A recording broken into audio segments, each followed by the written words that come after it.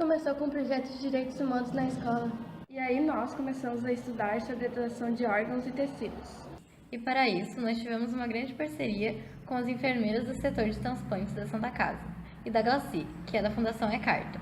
Daí em diante, começamos a fazer oficinas e palestras com os alunos da escola, com o objetivo de trazer esse assunto e criar um espaço de diálogo e discussão sobre esse tema tão importante que é a doação de órgãos.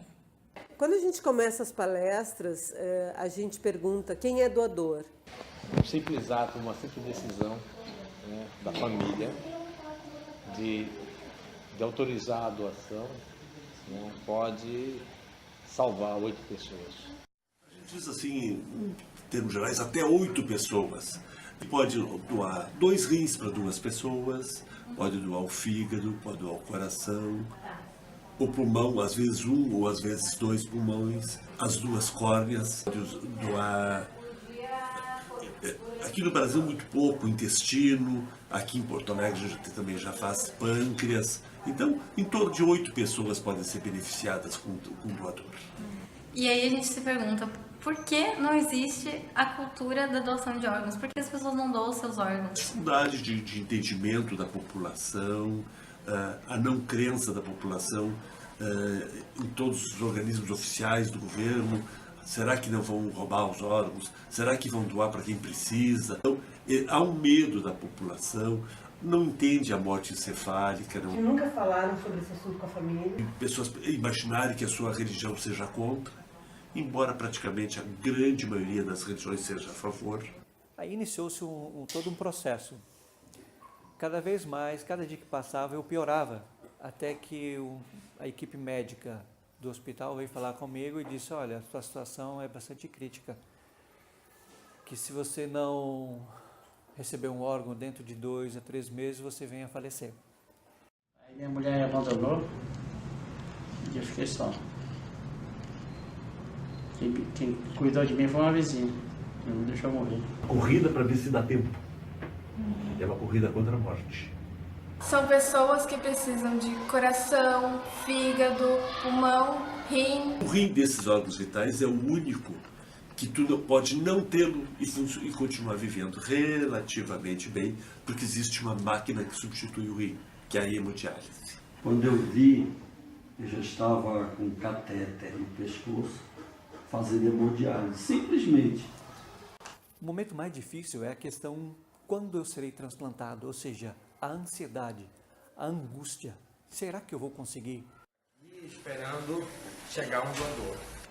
Ninguém gosta de sentar em fila. Imagina uma pessoa que está doente e entra numa fila. Quando eu vou chegar lá na frente da fila?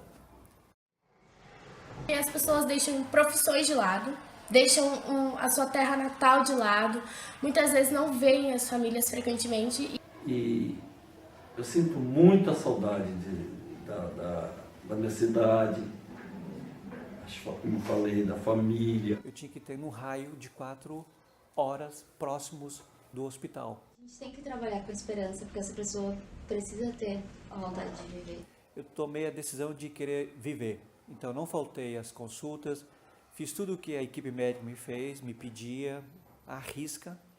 Nesse meio tempo a minha mãe faleceu e passado um tempo eu fui chamado para o transplante. Faz um transplante, tem que sempre fazer um acompanhamento pós-transplante o resto da vida. Tomar medicamento para evitar a rejeição e se cuidar. A primeira coisa, quando eu acordei na UTI, eu olhei para o meu lado, olhei para o alto, cheio de aparelho e pensei, estou vivo. Aprendi muita coisa diferente, desde me pôr no lugar do próximo, a se sensibilizar pelas histórias das pessoas. Sempre que você assume a tua situação de doente, leva um certo tempo, porque ninguém quer ser doente.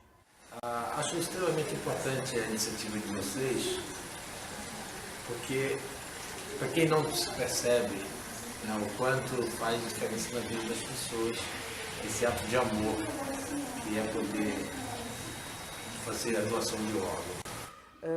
A decisão de doar ou não doar, ela não pode ser, é uma coisa que tem que ser conquistada em vida, ela não pode ser deixada para a hora da morte.